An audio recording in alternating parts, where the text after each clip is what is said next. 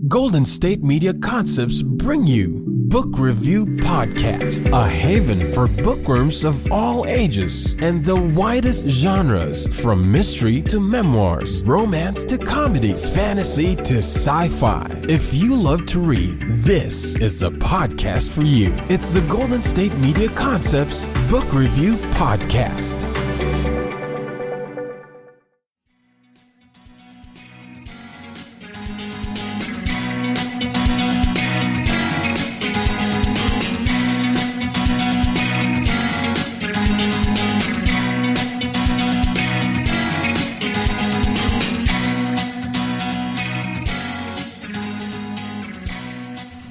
Hello and welcome to the GSMC Book Review Podcast, brought to you by the GSMC Podcast Network. I am your host, Sarah. It is another week, another author interview. I am very happy to be with you again. Hope you had a great weekend. First weekend in December, which is just, I know I always say it as time goes flying by, it's just crazy. But I hope you had a good weekend. We had another fairly social weekend. My husband must be so incredibly happy that we are being more social nowadays than we have been in the past. We had friends over on Sunday just for a small get-together at our house. We also decorated our Christmas tree. It's our first Christmas tree in Europe, so that's very exciting.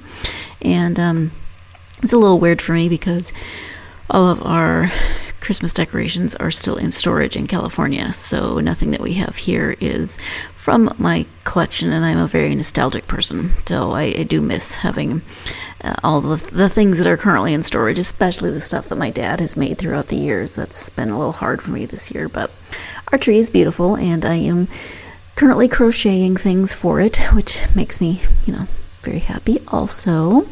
And then yesterday we had dinner with a friend of ours in Albufeira. There's a new-ish, I think it opened last summer maybe, but a new hotel there, and they have this very cool bar.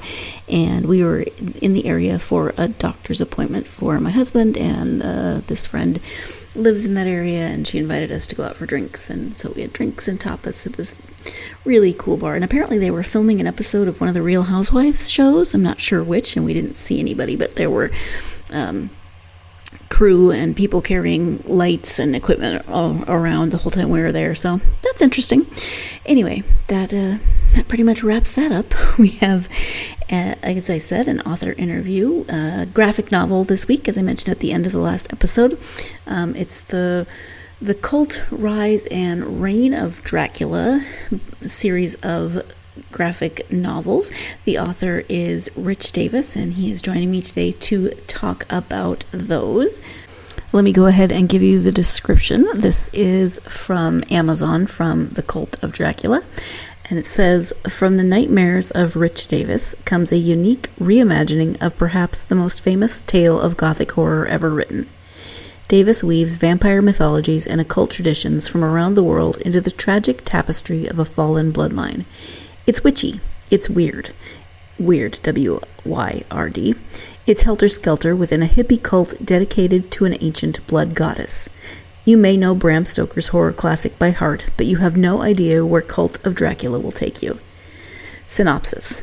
Special Agent Malcolm Bram arrives at the House of the Rising Sun. This secluded compound is the home of the secretive Ordo Dracul and the scene of a horrendous crime coined the Cult of Dracula Mass Suicides. Mina Murray leads a documentary film crew to uncover the secrets of the mysterious cult by interviewing its enigmatic leader, Robert Renfield. Neither investigator is prepared for the gravity of the truths they will uncover. That is the description of the first in this, the Cult of Dracula. Like I said, Cult, Rise, and Reign of Dracula. And so if you are a fan of graphic novels, if you're a fan of horror and Dracula in particular, then this might be something that you want to check out. And the nice thing is graphic novels often come out as series. They come out periodically, so you have to wait for them. These are done. You can get them already as one book and get the whole collection, so that's always nice if you are looking for something. And it's kind of a maybe not your typical Christmas gift if you're still looking for Christmas, but because it's a little on the graphic side, and yes, that is a play on the word graphic because it is a graphic novel. But if there's someone in your life that loves to read graphic novels of this particular nature, then this might be something that you want to check out. But let's go ahead and turn to the interview with Rich so you can learn more about it and see if it is something that would be of interest to you or someone that you might be buying Christmas presents for. So let's go ahead and turn to the interview. Again, the author is Rich Davis. Hi, Rich. Welcome to the podcast. Hey, thanks for having me on. I'm excited to be here. Thanks for being here. We are going to talk about something I don't get to talk about much, which is graphic novels. So that's exciting. But before we talk about your work, if you could share a little bit about yourself so my listeners can get to know you, that would be great. Absolutely. So my name is Rich Davis. I am the writer and creator of Cult, Rise, and Reign of Dracula from SourcePoint Press. And I've got some other books coming out in 2023. One from Red 5 Studios called Prometheus in Chains. It's a play on Mary Shelley's Frankenstein set in the post-World War II atomic age, where Victor and Elizabeth are two of the scientists that fled Germany, came to the U.S. to work on the Manhattan Project and help the Allies overthrow the Nazi regime. So that'll be my next book coming out. I live in Knoxville, Tennessee. I've lived a pretty eclectic life. I like to tell people that my life's been many things, but it's never been boring. I've worked in radio as a talk radio host. I've worked for a newspaper. I've worked in the film and television industry as a screenwriter, and also worked crew on several things. I owned a theater, and I'm a core cast member on the Netflix show Swap Shop, and now I get to tell scary stories for a living. So it's kind of cool. Very cool. So you owned a movie theater or a theater that had plays or productions? A live theater. So plays, we would do plays, we would do magic shows, stand-up comedy, small concerts. We did found a film festival, which was really cool. And maybe the most fun thing that we did 52 episodes of a live weekly sitcom. So it was really cool. The writers would be working, the actors would come in at 6 o'clock, they'd hand them the scripts, they'd rehearse it one time, and then boom, now we've got an audience. So that was really fun. Probably the most fun part about owning the theater. Oh, wow. Yeah, that sounds really interesting. We could probably talk about that for the whole episode, but we should focus on why you're here. Absolutely. So Dracula is why you were here. And you mentioned 3 different graphic novels that you have. Can you give an overview of the story? Yeah. So so Cult of Dracula, it started, we were just going to do one volume of 6 issues, but the story started to grow. So Cult starts basically boiling it down to the nuts and bolts. We take Bram Stoker's original story and we reimagine it inside of a Manson family inspired cult.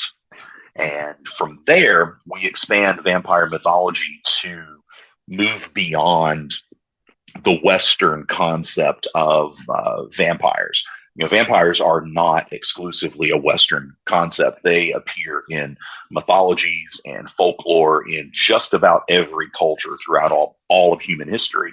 So I started thinking to myself, what if there were a common figure, Dracula, that existed in all of these cultures, and all of these cultures observed Dracula and interpreted her differently based on their own religious backgrounds, their own cultural backgrounds, and their own understanding of the world at the time. So it opened up this whole new world of storytelling opportunities where we could expand what Stoker was intending to do with his story. You know, Dracula started as a critique on Victorian society in England, and some of the things they were doing with the hypocrisy in dealing with homosexuality and other issues, and then also this fear that was happening in London at the time of the other kind of invading the area. and they were concerned about immigrants from other parts of the empire coming in, and Dracula became a metaphor for that. So we were able to expand that theme by kind of permeating the world with these vampires and seeing Dracula's reach. So when we get from cult to rise, the cult becomes a movement. And that movement is, it's taking over the world. We're not on that grand of a scale, but we do open with the literal genocide of Washington, D.C. So that cult has grown into a movement. That movement's been motivated, and they intend to change the world, in their opinion, for the better. Dracula has decided that the only way to save the world is essentially to reduce the human population down to food, labor, soldiers, and pets. We go through this whole theme of exploring, what is humanity's responsibility to the planet. And, was Agent Smith in the Matrix right? Is humanity a virus? So we kind of get to explore that. And then when we get to Reign of Dracula, which closes out the Dracula saga, we get to see the fallout of what happens when that movement does move into power. So it's been a really fun story to tell. It became more than I expected, and definitely had more success than I ever expected. But I'm glad to finally be wrapping Dracula up and being able to move into to Frankenstein and some of the other Victorian monsters. Got a lot of fun stuff coming. Okay, now that you know a little bit more about this series, let's go ahead and take our first break. When we come back, Rich will be talking more about the decision to make Dracula's character a female and based on a lot of female myths and legends. So stay tuned. You're listening to the GSMC Book Review Podcast, and I'll be right back. GSMC Beauty Tips Podcast gives you advice on everything from hair to fashion to skincare products. We'll talk about the latest trends in makeup, hairstyles, and anti-aging remedies. And we'll cover all of the newest fashion trends. If you have an interest in or questions about the beauty trends that might work best for you, the Golden State Media Concepts Beauty Tips Podcast has got you covered. Download the GSMC Beauty Tips Podcast on iTunes, Stitcher, SoundCloud, Google Play, or anywhere you find podcasts. Just type GSMC in the search bar.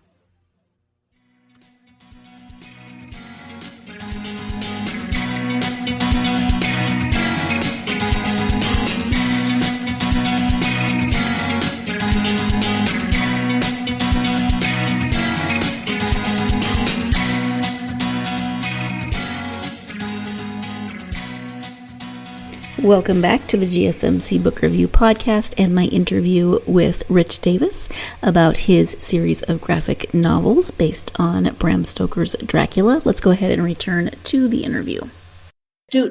Listeners will notice that you said she in reference to Dracula. Can you talk about deciding to make Dracula female? Yes, that was one of the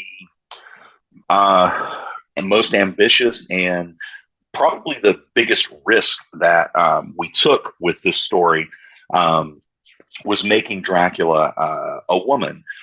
Going into it, I knew that what I did not want to do with the book was write another story set in Victorian London about some creepy, white Eastern European guy invading the city. So I started looking at alternative approaches. I took a deep dive into vampire mythology, vampire folklore. And again, I wanted to expand it beyond just the Western understanding. So I started looking at different religions, different mythologies, all this stuff from all over the world throughout human history. And I started noticing this common figure. It was almost always a woman. She was outcast to live on the fringes of society, live in the shadows. And to survive, she would steal the innocence or sometimes the literal life force from children, which, then from there I started researching the Lilith myth and how in the Islamic version of the Lilith story, she is cursed to consume 1,000 of her own children every day to survive. And so I started thinking, wow, that really sounds like a vampire.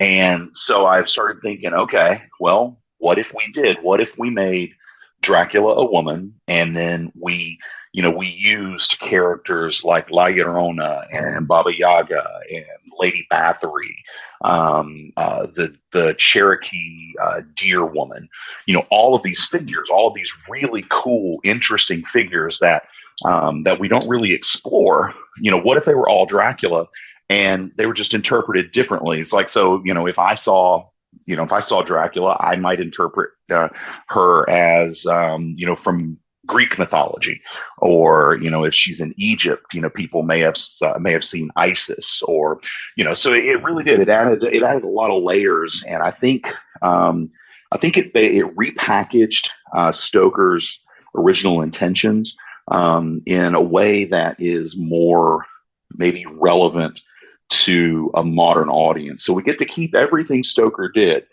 all of his themes, everything that he wanted to say.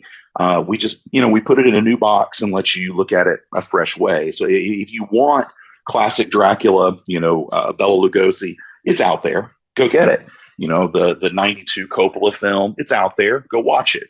But this is just a new presentation, just putting Stoker's work in a new package, essentially. And speaking of the package, this is a graphic novel, so it's yes, it's not a movie. It's not it's not a novel itself. Somewhere in between those two things. So you get the visual side of it, but you also get the literary side of it. So can you talk about creating the visual effects and writing it as a graphic novel? Absolutely. My background was as a playwright and a screenwriter. I did a lot of work as a script doctor. I would fix other people's scripts, and so it was really fun when I finally got to write my own. So when you're creating a graphic novel or a comic book, and Cult of Dracula, all of these books, they come out as single issue comic books first, and then they get collected, compiled into the full graphic novel. So people can consume them monthly, or they can get them and just binge watch the whole thing. So it's essentially Netflix for comic books, I guess. But writing a script for a comic book is very, very similar to writing a screenplay. In fact, I think writing a comic book script has much more in common with writing a movie script than writing a novel. Writing a novel, I think, requires a completely different skill set, a completely different approach to your writing, because when you're writing a novel, you get to include lots of exposition. I mean, Anne Rice can spend 10 chapters describing the intricate woodwork on some kind of piece of furniture. You can do that in a novel, but you really can't do it in a graphic novel or a screenplay, because in those mediums, you need to show more than you tell. When you're writing a novel, you're completely engaging with the reader's imagination, so they create all the pictures. But when you're writing a screenplay or a graphic novel script, you have to create those pictures yourself. So when I went into this, I looked at it very similar to if I were writing a screenplay. My artist became my director of photography.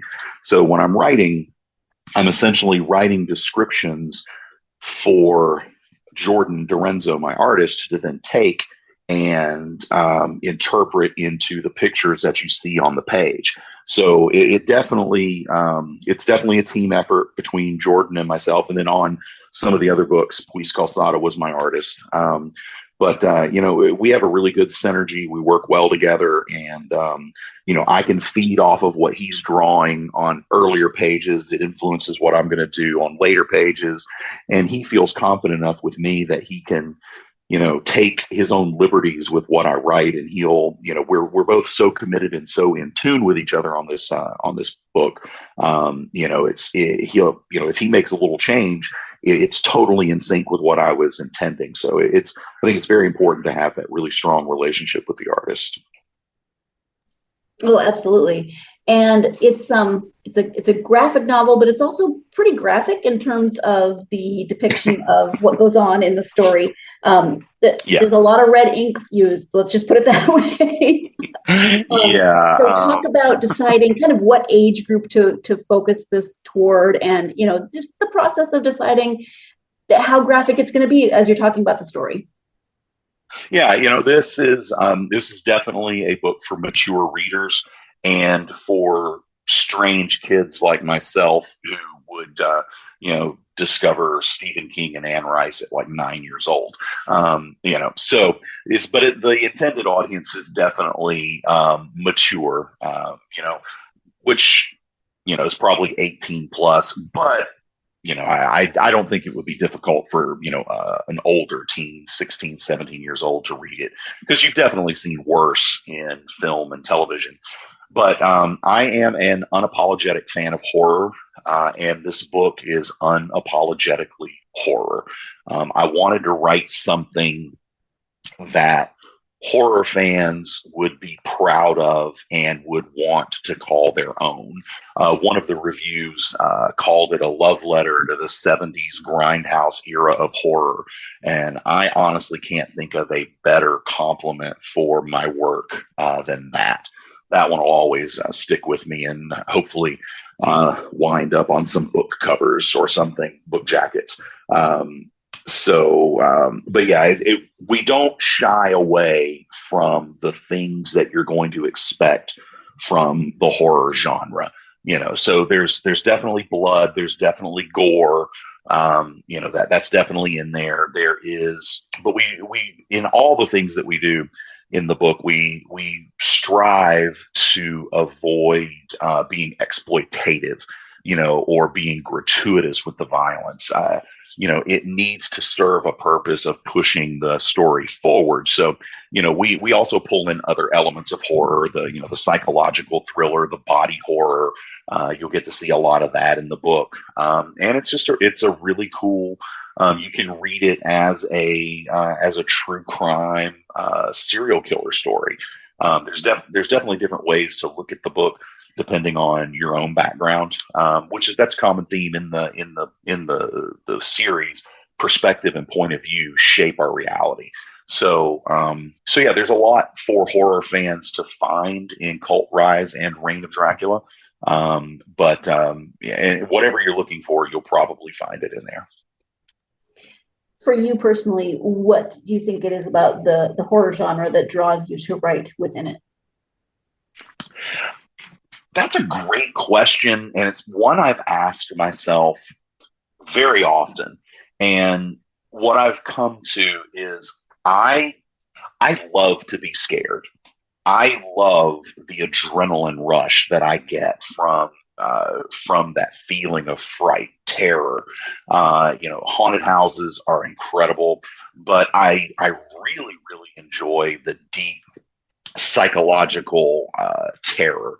And I remember going all the way back to being a little kid. I'm the easiest person in the world to scare because I actively want to be afraid. I want that rush. So even going back as a little kid, I remember very clearly hiding behind my parents' couch. They had this big black leather couch in the living room, and I would hide behind it and peek around the corner to watch Scooby-Doo. And I would cry, or, Mom would tell me, I'm never letting you watch Scooby-Doo again. And I'd cry and beg. And of course she'd give in and let me watch it. But next day, same thing, hiding behind that couch, watching it. So horror has always been something that I've enjoyed. And I think it just stuck with me and influenced, my writing. They say write what you know, and I know horror, and so I like staying in that genre. Not to say that I don't want to write other things. I've got some sci-fi works in mind, and even a children's book coming down the pike. So, but horror is always going to be kind of my wheelhouse. Let's go ahead and take the second break of the podcast, but when we come back, Rich will be talking a little bit more about the children's book that he made a reference to a minute ago. So stay tuned. You're listening to the GSMC Book Review Podcast, and I'll be right back. Tired of searching the vast jungle of podcasts? Now listen close and hear this out. There's a podcast network that covers just about everything that you've been searching. The Golden State Media Concepts Podcast Network is here. Nothing less than a podcast bliss with endless hours of podcast coverage. From news, sports, music, fashion, cooking, entertainment, fantasy, football, and so much more. So stop lurking around and go straight out to the Golden State Media Concepts Podcast Network. Guaranteed to fill that podcast itch. Whatever it may be. Visit us at www.gsmcpodcast.com. Follow us on Facebook and Twitter, and download us on iTunes, SoundCloud, and Google Play.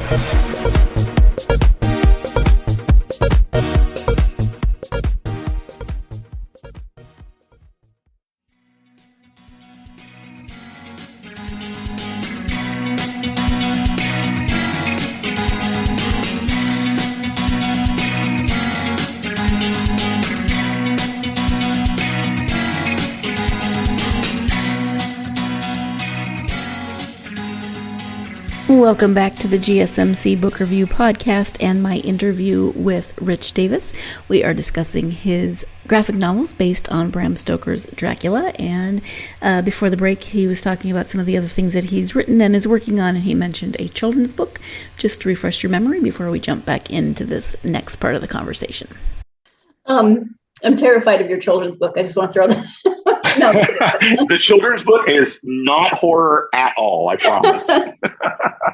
You know, I only know you from this series, so that's all I have to go on.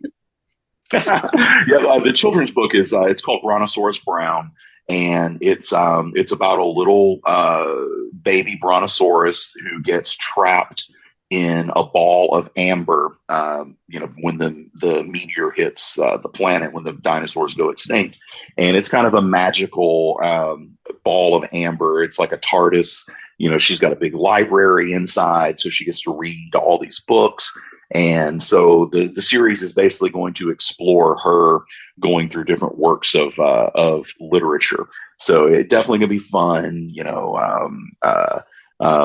Animals, kind of like Zootopia, anthropomorphic animals, and it's gonna be cute and a lot of fun. And I'm already having a good time scripting out the issues, so I really can't wait to see that hit the shelves. Well, that's a wonderful first step. If you're having fun, then that's great. Yeah. And it sounds adorable. Some people will argue, and I'm just going to say I'm not one of those people, but some people argue that graphic novels are not reading. I think that's crazy. But what is your response to that type of an argument? That is ridiculous. When you're learning a language, and this is something that we've you can see through things like Duolingo and Babbel and all those softwares that help you learn to speak a language. We as humans learn very quickly by associating words, concepts, and ideas with visual imagery. So I personally believe, and there are academic studies out there to support this, when children are reading graphic novels or comic books or manga, they're learning to see these words next to pictures that they can easily associate them with, which I think leads them to not only expand their vocabulary, but also helps them understand sentence structure, grammar, and seeing how different people speak to each other. So there's also strong evidence that reading comic books helps dyslexic people overcome their challenges. Also, if you read, kids who read comic books generally perform better on the verbal section of the SATs. So anyone who says that comic books are not reading, I think that is a very misinformed opinion to have. I agree, and I'm so glad that you brought up dyslexic people and reading comic books, because I was talking to someone about, as I was reading through in preparation for the interview, I was talking to someone and they said exactly that they are dyslexic, and if it hadn't been for comic books, then they might not have read at all as a kid, because it was just so hard for them. And it's a different font for comic books as well. Yeah, absolutely. Yeah, there's different ways of presenting, and everybody learns differently. And, some people really, really thrive with that visual representation. And, so if I had children, I would absolutely start them reading comic books just as early as possible. And I think that it definitely helps the educational aspect. Yeah, thank you. So you mentioned the children's book. You've mentioned Frankenstein. When you're working on some sci-fi, are there any other writings that you'd like to highlight? Yeah, I've got a couple that are kind of in the they're in the outline. The other ones that we spoke about, those are in the actively under development bucket, I guess. These are more in the outline phase. I'm kind of Horror Geek Life named me one of the top 10 horror writers to watch in 2023, and they said, that I'm making a name for myself as a postmodern Victorian horror writer, which sounds really pompous, but it's kind of cool when you think about it, because it is what I really enjoy doing is taking these modernizations, these unique takes on Victorian horror. That's my favorite era of horror, period. I think some of the best horror ever written came out of that time period. So I like to play around with it. So I'm working on an adaptation of The Picture of Dorian Gray by Oscar Wilde.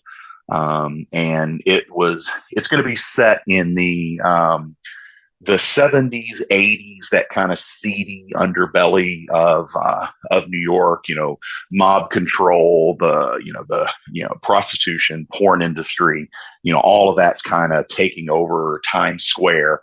Times Square wasn't always as safe and bright and full of lights as it is today. There was a time period when it was a very, very dangerous place to go in New York City. So basically, we're going to explore the idea of how the industry kind of sucks the life and the innocence out of these ingenues and benefits people manipulating them. So that we'll be able to play with a lot of metaphors in there and explore Dorian Gray in a very unique take. I've got a loose outline for an adaptation of The Wolfman. That one I'll keep putting off for a while because I'm not really into werewolves all that much. But eventually we'll get around to that. And it's been pointed out that apparently I am building toward the making that universal shared horror universe that Universal Studios tried to do, but kind of fell on their face with. And if that's the case, I love it. I love the opportunity to do that. I just hope I do it a little bit better. It's good to have goals. Right. Another thing that I like about what you're talking about with the postmodern Victorianism, that's a lot to unpack and a bit of a mouthful, but what I appreciate is that modern readers don't always feel connected to reading Victorian novels. Yes. I love writing from that era, and I can read it and enjoy it, but not everybody can. So having a different way of approaching some of those classics might get people into reading the classics. Not that you have to read the classics, but it's a different approach. Absolutely. And it goes back to the idea. I knew I didn't want to rehash that same story that's been done a billion times over. I mean, Dracula is the most adapted horror novel of all time. It's been presented in tens of thousands of different ways. And a lot of the things that were terrifying to people in the Victorian era, we don't find them scary today because we understand them better. And so I think what you have to do if you're going to successfully play with these classic horror stories, I think you really do have to boil them down to their bare essential components and find out what the creator wanted to say, what is between the lines, what's the subtext.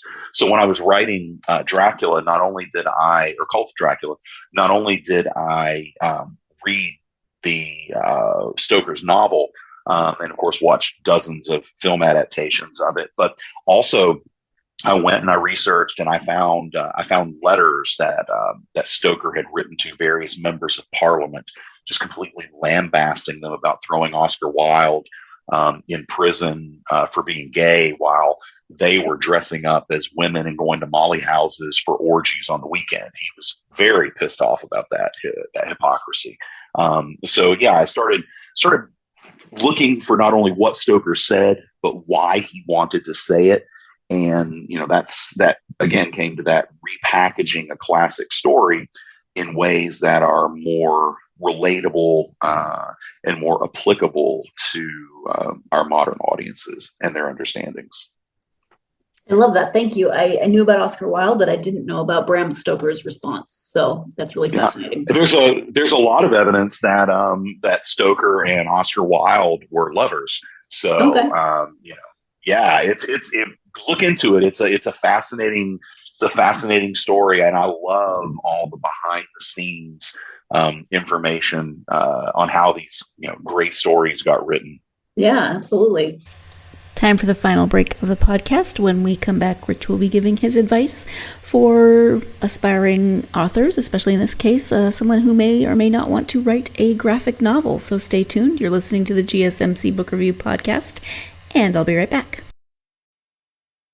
Still on the search of that one true love? On the limbo in this crazy world of dating, marriage, relationships? Well, listen to the Golden State Media Concepts Relationship Podcast, your one-stop podcast for everything about relationships.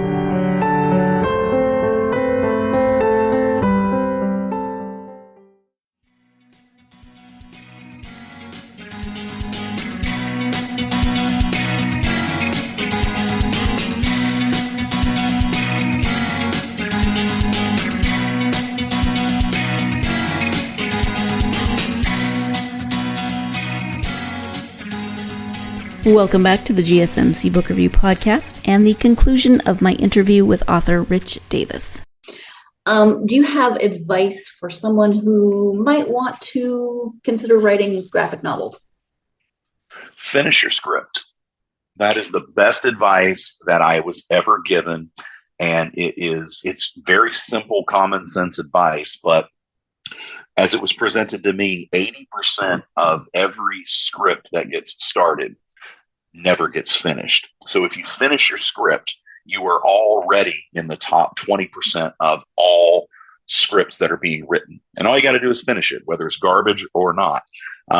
And so from there, what I would say, be very critical of your work, because other people are going to be, but also don't be overly critical of your work. Know your value, know your worth, know what the work is, understand what it isn't, be willing to fix the things you need to fix.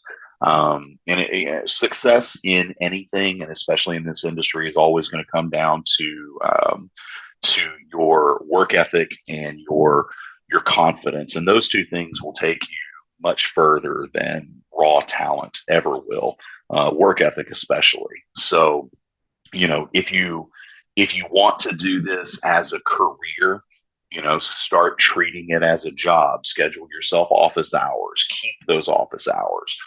Put yourself on a schedule. Put yourself in a position to be creative, and you will find that more often than not, that'll work out in your favor.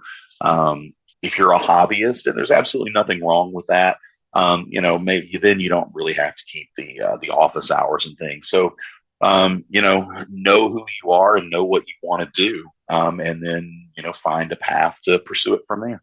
Do you always work with a creative team in terms of the visual side of things, or are you an artist as well on that side? I am a god-awful artist. I can't even draw stick figures, and I mean it. You can go out on, you can find it on YouTube, wherever. There's a video of me showing a sketch that I had to do for Lucio Perillo, who, if you're not familiar with Perillo's work, he's fantastic, one of the best cover artists working in the business today.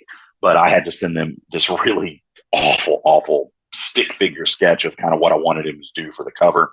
So no, I'm a very terrible artist. Thankfully, I'm kind of okay with words, so they let me work with some amazingly talented artists, and I'm very fortunate to have the creative teams that I've had. And building a comic book, it definitely takes a village. You're not there's the writer, and then there's your artist, your interior artist who's going to do the pencils and the inks. And that's been on most of the Dracula. That was Puis Calzada. On Frankenstein, Prometheus and Chains, that's Jordan Dorenzo. My colorist and my letterer have stayed consistent over all of my books, Alex Zeef and Dave Lentz. So, I mean, there's a whole lot that goes into creating a comic book, and it's just like working on a film or a television series. It takes a lot of people working behind the scenes to bring that final product to the store shelves and into the reader's hands. And again, this is another one of those similarities that the comic book industry shares with the film industry. It's very similar in how they both operate. Mm-hmm. When you take time to read for yourself, do you have favorite authors, genres? Do you like to read graphic novels? Do you like to read regular novels? Do you listen to audiobooks? What works for you? Yeah, I do. I'm an avid reader. I love to read, the modern equivalent of newspapers and news magazines, on my phone.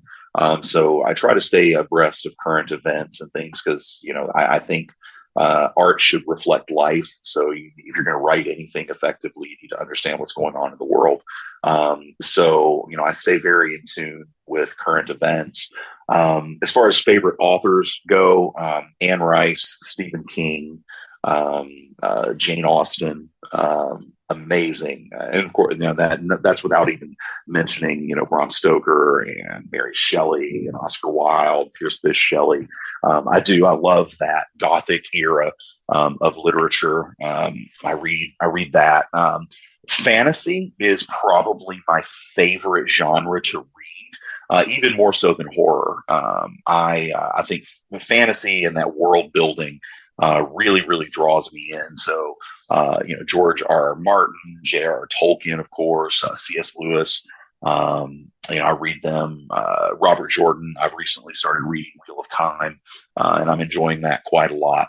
Horror and fantasy, definitely my biggest genres for reading. Sci-fi, I will read, but I find it a little bit dense. I prefer to see sci-fi presented in a more visual format. But yes, I am an absolutely avid reader, which I think, it's very common knowledge that to be an effective writer, you need to also be a fervent reader. So I'm glad that I have that background and fall into that category. You have a website, so if you can share that so people can look up your work, share the website as well as any social media that you're active on. Yeah, so our new website is under construction. It's worldofdracula.com. We're going to be expanding, again, this horror universe that we do, and we're calling it the World of Dracula. So that's the website. You can definitely visit us there. It should be completely up and running very soon. It's already there, but we're making improvements behind the scenes. Social media is probably the absolute best way to follow us. It's very simple right now. It's just Cult of Dracula comic on everything: Facebook, Instagram, Twitter, all that stuff. Cult of Dracula comic, and not only will you find the most up-to-date information on what I'm doing, you will also you can also interact. We've got a very cool community. You could message me, DM me, whatever, and I will always respond to you. Or you can just follow the posts and comment and all that. So we have a lot of fun on social media. Perfect. Thank you.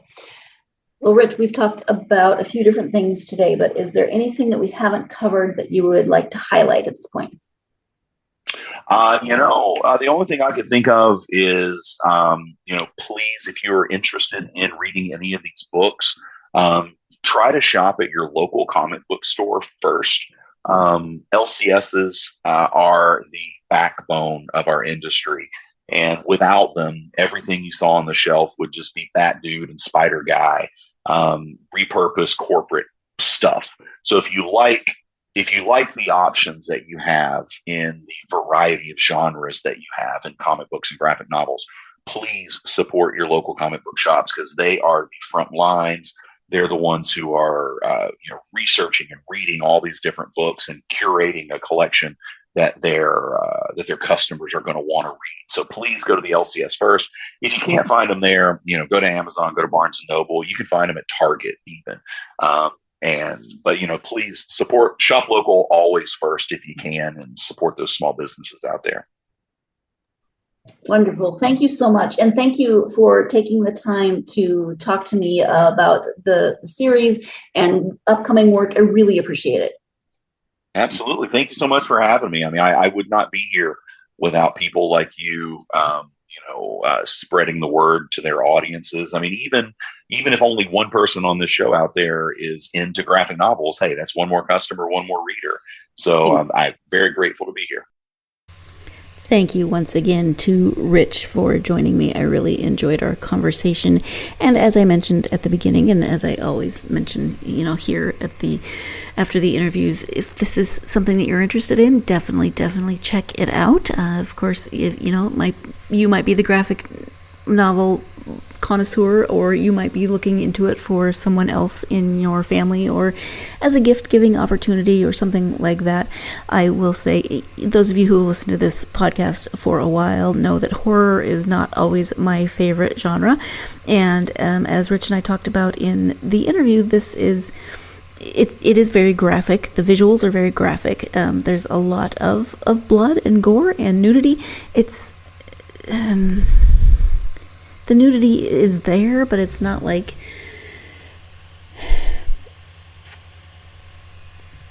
detailed. There we go. It's not like detailed nudity. There's a lot of shadows and a lot of things like that. But my main point here is know your reader. If you're buying this for someone else, know your reader. If they're of a younger age, maybe check out the artwork before you purchase it. Just know if your kid or your reader is going to be a little freaked out by anything that you might see in this. And I don't mean to this isn't a criticism or a don't buy it or anything like that, because everyone's reading habits are different, and I am never going to tell someone what they should or should not read. It's just a little caveat to throw out there. Check out because it is a graphic novel, so instead of just words on a page, there are words and pictures on the page, and check it out. Just see if it's something that you might feel comfortable with, depending on your reader. This would have scared the snot out of me as a kid. Rich was talking about Scooby-Doo and hiding behind the couch and watching it. I kind of felt like I needed to hide behind the couch when I was reading this sometimes, and so that's all I'm saying. Everyone's different, but the design is very well done. I mean, the pictures are amazing. The artists and the whole creative team that worked on this, very, very talented. And it is, like we talked about, a retelling of a classic that might get someone who has not necessarily read classics before interested in that. And then maybe they read other things. I'm always encouraging of reading. So this is not discouragement. It's just a caveat. It's just to put it out there. So thank you for letting me get that off my chest. Thank you again to Rich for joining me. And of course, thank you as always to you, my listeners. Greatly appreciate you as always, as I appreciate all of the authors who come on here. Couldn't do this without any of you, without the authors who create the books, without you who listen to this podcast and who read the books. You're all amazing, and I am grateful for each and every one of you. If you are a fan of this podcast, and you've listened to it before, you know what I'm about to say. Like, subscribe, follow on whatever podcast platform you listen to this on. That way you will always know when there are new episodes. Also, if you have not done so already and are so inclined, I would be appreciative if you could leave a review. That is very, very helpful to get the podcast out to more listeners. That can be starred, it can be written. And also, find the podcast on social media: Facebook, Twitter, TikTok, and Instagram. Love hearing from you. check out the social media, but also interact. Let me know what you're reading. Let me know what you're buying for holiday gifts this year if you are buying books. Like I said, I love hearing from people and knowing what's going on in their reading lives. So thank you so much for that. Hope you're having a wonderful week so far. I hope you will join me on Friday. We have a Friday episode this week. A returning guest to the podcast. This will be her third visit to the podcast. Lori A. Egan is joining me to talk about her newest novel. It's called Once Upon an Island. So join me on Friday for that interview. In the meantime, have a wonderful first full week in December. And whether that's just work or it's work and decorating or work and holiday shopping or whatever, parties, I hope you also have time just somewhere in the midst of all of the holiday craziness to get yourself lost in a good book. Thank you so much. You've been listening to the Golden State Media Concepts Book Review Podcast, part of the Golden State Media Concepts Podcast Network. You can find this show and others like it at www.gsmcpodcast.com. Download our podcast on iTunes, Stitcher, SoundCloud, and Google Play. Just type in GSMC to find all the shows from the Golden State Media Concepts Podcast Network, from movies to music, from sports to entertainment, and even weird news. You can also follow us on Twitter and on Facebook. Thank you, and we hope you have enjoyed today's program.